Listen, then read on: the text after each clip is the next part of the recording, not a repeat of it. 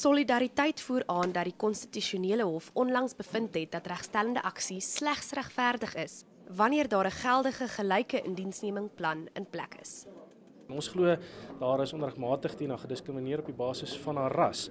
Ons glo dat daar eenvoudig nie 'n geldige gelykheidsplan in werking was ten tye van die aansoekproses waar sy toe uiteindelik afgekeur is op die basis van haar ras nie.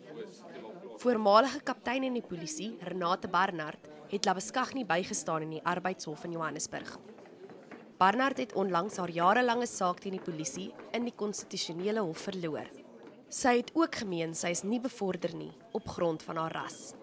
Dis 'n baie emosionele storie en dis wat ek ook vir haar gesê het, sy moet weet dis 'n harde pad en dis 'n lang pad. Weereens ek het 9 jaar gestap, maar op die einde van die dag doen mense dit vir jouself.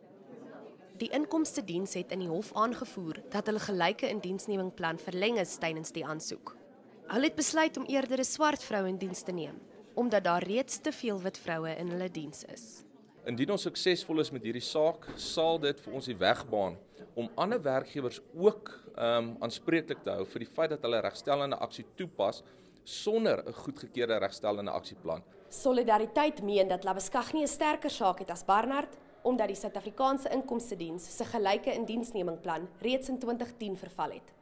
Die Inkomstediens sê egter, hulle het die beste kandidaat in diens geneem. Carla Coetzee, Een Nuus, Johannesburg.